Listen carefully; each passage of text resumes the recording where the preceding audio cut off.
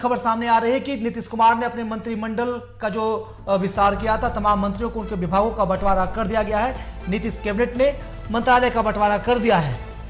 और इस बार जो हैरान करने वाली बात सामने आई है, नीतीश कुमार ने गृह मंत्रालय बीजेपी के पाले में दे दिया है।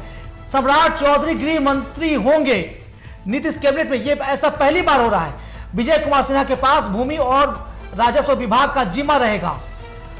तो बड़ी खबरें, नीतीश कुमार ने मंत्रालय का बंटवारा कर दिया है। मंगल पांडे फिर से स्वास्थ्य विभाग संभालेंगे, इसके साथ उनके पास विधि विभाग मंत्रालय भी होगा। दिलीप जायसवाल बीजेपी के प्रदेश अध्यक्ष, उन्हें उद्योग विभाग का जिम्मा सौंपा गया है। उद्योग मंत्री होंगे दिलीप जायसवाल साफ तौर पर। नितिन नवीन पथ निर्माण विभाग और नगर विकास विभाग के साथ साथ आवास विभाग की जिम्मेवारी संभालेंगे। इसके साथ ही बात करें रामकृपाल यादव की, तो रामकृपाल यादव कृषि मंत्रालय का कार्यभार देखेंगे। कृषि मंत्री बनाए गए हैं रामकृपाल यादव। ये सब बीजेपी कोटे के नेता हैं। संजय टाइगर श्रम संसाधन विभाग के मंत्री होंगे। आगे बात करें तो अरुण शंकर प्रसाद पर्यटन विभाग, कला संस्कृति और युवा विभाग के मंत्री बनाए गए हैं। उन्हें यह पोर्टफोलियो मिला है। और उसके बाद नाम आता है सुरेंद्र मेहता का, जिन्हें पशु एवं मत्स्य संसाधन विभाग का मंत्री बनाया गया है। नारायण प्रसाद आपदा प्रबंधन विभाग संभालेंगे। नारायण प्रसाद बीजेपी कोटे से मंत्री, आपदा प्रबंधन का विभाग देखेंगे। उसके बाद बात करें रमा निषाद की, तो पिछड़ा वर्ग और अति पिछड़ा वर्ग कल्याण विभाग का मंत्रालय उनके जिम्मे मिला है। तो और लखेंद्र पासवान को अनुसूचित जाति अनुसूचित जनजाति कल्याण विभाग उन्हें उनके हाथ लगे है। तो साफ तौर पर जिस तरह अभी बीजेपी नेताओं की बात सामने आ रही है, श्रेयसी सिंह को सूचना प्रौद्योगिकी विभाग और खेल विभाग का मंत्रालय श्रेयसी सिंह को मिला है। साफ तौर पर श्रेयसी सिंह खुद एथलीट खिलाड़ी रह चुकी हैं। प्रमोद चंद्रवंशी सहकारिता विभाग, पर्यावरण वन एवं जलवायु परिवर्तन विभाग मंत्रालय का कार्यभार संभालेंगी। नीतीश कैबिनेट में मंत्रालय का बंटवारा हो गया है। पूरे मामले पर जानकारी दे रहे हैं खासतौर पर हमारे सहयोगी राजीव कमल फोन लाइन पर जुड़ चुके हैं। राजीव, देखिए सबको पता था कि आज कल में मंत्रालय का बंटवारा हो जाएगा, लेकिन चौंकाने वाली बात यह है कि पहली बार ऐसा हो रहा है कि नीतीश कुमार ने गृह मंत्रालय अपने पास ना रखकर बीजेपी के सुपुर्द कर दिया।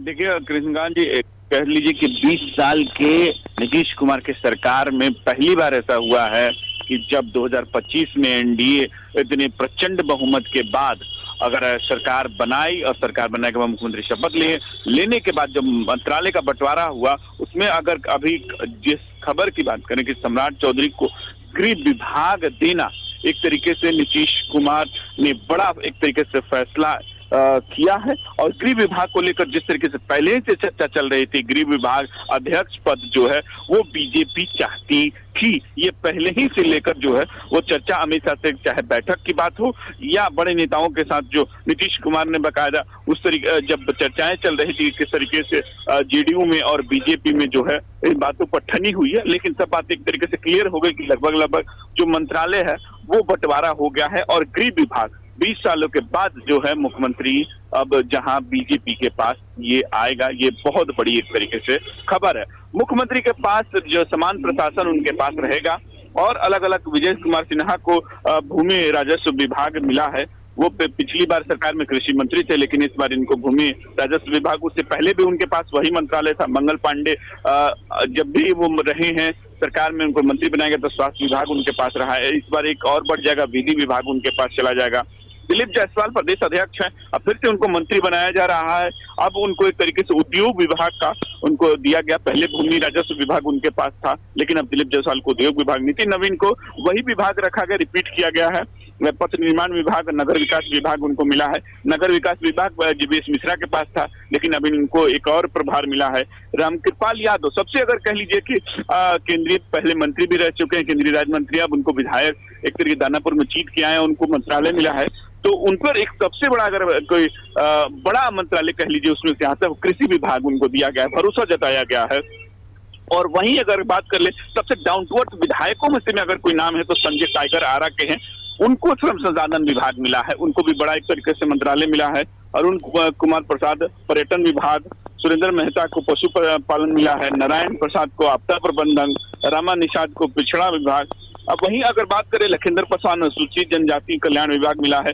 श्रीमती सिंह जो एक महिला महिला कह लीजिए कि एक युवा अगर विधायक के तौर पर श्रीमती सिंह का नाम है, वो एथलीट रही है, खिलाड़ी रही है। हाँ, खिलाड़ी रही है। सबसे बड़ा है कि यूथ और खिलाड़ी रही है, उन पर एक तरीके से भरोसा जताया है बीजेपी, और बीजेपी के आला कमान ने उनको बड़ा मंत्री बनाया है। और सूचना प्रौद्योगिकी विभाग और खेल विभाग उनके अनुसार ही ये एक मिला है, वो खिलाड़ी रहते हुए उनको खेल विभाग दिया गया है। तो एक बहुत बड़ा कदम है, क्योंकि जिस तरीके से बिहार में खेल का डेवलपमेंट हो रहा है, राजगीर में जिस तरीके से कहला जहाँ हॉकी हुआ, उसके बाद कई खेल कहला वहाँ खेले गए, स्टेडियम भी बनाया गया है, वहाँ क्रिकेट स्टेडियम में, तो बहुत सारे खेल के एक तरीके से बिहार में जो हो रहा है डेवलपमेंट, वो कहीं ना कहीं श्रीमती सिंह उसमें ज्यादा इसमें आगे बढ़कर उस विकास कार्य कर पाएंगी, ये उनके लिए बहुत अच्छा होगा। और वहीं प्रमोद चंद्रवंशी हैं, उनको सहकारिता विभाग मिला है। अगर एलजेपीआर की बात करें तो उनके पास भी 2 विभाग गए हैं, गन्ना उद्योग विभाग और लोक स्वास्थ्य विभाग। और हम पार्टी के पास लघु जल संसाधन, ये पिछली बार भी उनके जो है जितना मांझी के बेटे हैं सुमन, उनके पास ये रहा था। और पंचायती राज विभाग आरएलएम का मतलब यह हुआ कि उपेंद्र कुशवाहा और उपेंद्र कुशवाहा के बेटे को जिस तरीके से बनाया गया, बिना को विधायक और एमएलसी के रहते हुए उनको मंत्री बनाया गया, उस पर कई सवाल खड़े होते हैं। लेकिन उनको बनाने के बाद कि उनको पंचायती राज इतना बड़ा विभाग उनके बेटे को दिया गया है, ये भी एक बहुत बड़ा है। और जो विभाग है जेडीयू के पास है बहुत बड़े, चाहे वो भवन निर्माण विभाग हो, वो कहा जा रहा है कि विजय चौधरी के पास है, सुनील कुमार के पास शिक्षा विभाग है, और बहुत सारे विभाग जो है जेडीयू के कोटे में गए हैं। लेकिन राजीव, ये बात देखिए, जिस बात का जिक्र आप कर रहे हैं कि बीते 20 सालों में ऐसा नहीं हुआ, वो इस बार हो रहा है, तो आखिर नीतीश कुमार मान कैसे गए? क्या बीजेपी की तरफ से प्रेशर पॉलिटिक्स की गई है? आखिर नीतीश कुमार मान कैसे गए? देखिए, प्रेशर पॉलिटिक्स की बात अगर बात कर ले तो ऐसा लगता दिखाई नीतीश कुमार के ऊपर तो नहीं होता है, क्योंकि नीतीश कुमार बहुत मंजे हुए एक तरीके से राजनेता हैं, और 20 सालों से वो प्रशासन देख रहे हैं, चला रहे हैं, एक तरीके से मुख्यमंत्री हैं। तो इस तरीके से होता है कि कहीं ना कहीं मुख्यमंत्री का एक विश्वास से समझ, चाहे जो भी एक हुआ हो, कि बीजेपी एक बड़ी पार्टी है, 202 जिस तरीके से सीटें आई, उसमें अलायंस उनकी पार्टी एलजेपीआर है, वहीं जीतन राम मांझी है और उपेंद्र कुशवाहा है, तो अगर मिला दे तो ये पार्टियां एक तरफ बनती हैं। और जेडीयू का अपना एक जो है 85 सीट है, 84 जो सीट है, तो कहीं ना कहीं ऐसा लगा होगा कि अब जो मुख्यमंत्री हैं वो अपने जो गृह विभाग कई पिछले बार भी मांगा गया था बीजेपी के, लेकिन नहीं दिया गया। इस बार देखा जा रहा है कि गृह विभाग जो एकदम खास होता है मुख्यमंत्री के पास, वो बीजेपी के कोटे में चला गया है। तो एक बहुत बड़ा कहीं ना कहीं मुख्यमंत्री ने कुछ सोच समझकर ही डिसीजन लिया होगा, वो ऐसा ही होगा, क्योंकि उनके ही कार्य क्षेत्र का ये मामला, मुख्यमंत्री अगर बंटवारा हो मंत्रालय का तो उनके ही स्वविवेक पे होता है। तो कहीं ना कहीं जरूर कुछ बातचीत हुई होगी इसी को लेकर, अध्यक्ष पद होकर चाहे गृह विभाग को लेकर पहले ही जो है अमित शाह से या उनसे बातचीत पूरी तरीके से हो रही थी, तभी एक तरीके से ये मामला जो है गृह विभाग जो है बीजेपी के पास गया है, क्योंकि नीतीश कुमार ने कुछ सोच समझकर ही गृह विभाग जो है वो दिया है। बहुत शुक्रिया राजीव। भले ही बात कुछ भी हो, लेकिन बात का बतंगर भी बनेगा। साफ तौर पर लोग पूछेंगे कि आखिर नीतीश कुमार मजबूर क्यों हुए? जो गृह विभाग उनकी ताकत होती थी, किसी भी परिस्थिति में, जब 2020 में भी नीतीश कुमार कमजोर हुए थे, उस दौरान भी उन्होंने गृह विभाग अपने पास रखा था। अब जब नीतीश कुमार फिर से एक बड़ी ताकत बनकर उभरे हैं, तो आखिर वो कौन से हालात बने कि नीतीश कुमार को गृह विभाग बीजेपी को देना पड़ा?